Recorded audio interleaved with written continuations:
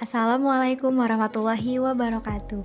Perkenalkan, nama saya Febrina Triani, NPM 20111000435 dari kelas E, Prodi PGMI semester 3. Pada video kali ini saya akan membahas materi sejarah kebudayaan Islam dengan tema dakwah Nabi Muhammad di Mekah.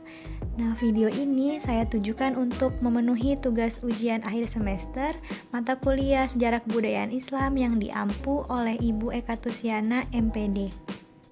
Nah, sebelum kita masuk ke materinya, kita harus cari tahu dulu nih, apa sih arti dari dakwah itu?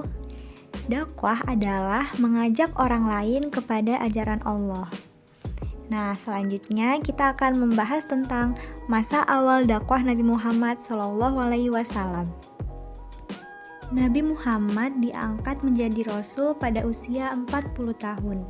Kemudian Nabi Muhammad mendapatkan wahyu yang pertama, yaitu surat Al-Alaq ayat 1 sampai dengan 5. Wahyu ini diturunkan oleh Allah melalui perantara malaikat Jibril, yang pada saat itu Nabi Muhammad sedang berkhalwat di Gua Hiro. Setelah itu, Rasulullah menemui istrinya Khadijah untuk menyampaikan peristiwa tersebut. Akan tetapi, Khadijah tidak langsung membenarkan peristiwa tersebut. Ia mengajak untuk menemui Waraqah bin Naufal, yaitu salah satu ahli dalam kitab Injil dan Taurat. Waraqah bin Naufal menyampaikan bahwa Nabi Muhammad adalah nabi terakhir yang diutus oleh Allah Subhanahu wa taala.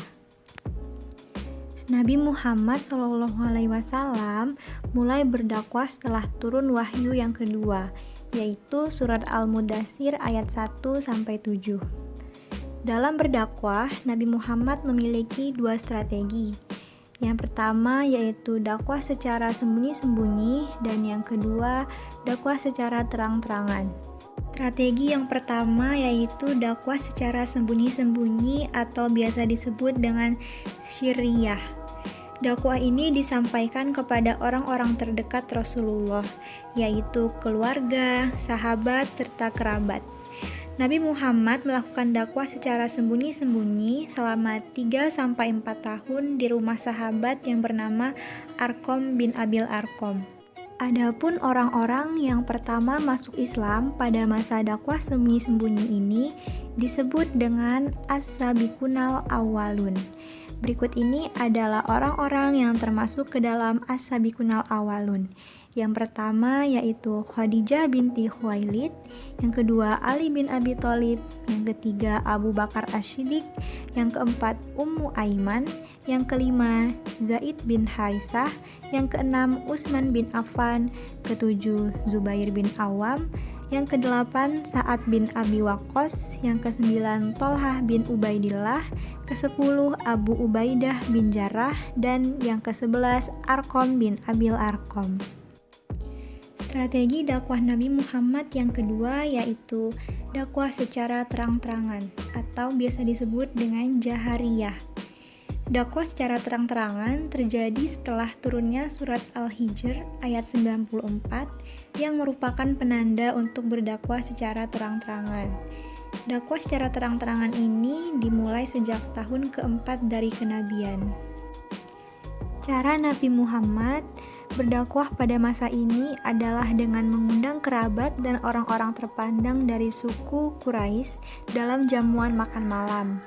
Dalam kesempatan itu, Nabi Muhammad menyampaikan inti ajaran Islam agar manusia hanya menyembah kepada Allah.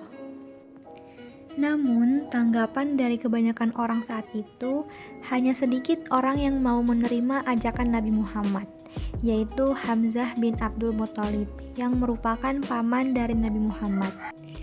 Sebagian besar dari mereka menolak ajakan Nabi Muhammad SAW.